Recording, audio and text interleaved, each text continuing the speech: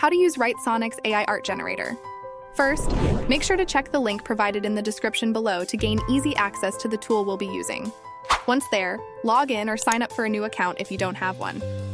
Once you've signed up or logged in, you'll be directed on the dashboard. On the left-hand side of the screen in the menu bar, click Photosonic.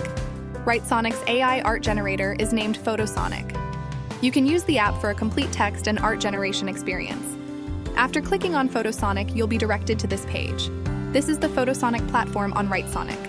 Now all you have to do is give instructions to the AI on what you want to generate. You can create a face, photos, paintings of objects, fantasy art, and more. Specify what you want to our AI image generator. You can also check recent creations for inspiration. Now simply hit on Generate and the AI drawing generator will create a set of 2 images for you in seconds. You can enhance the quality of these images too by clicking on the Enhance option. Just download the images you like.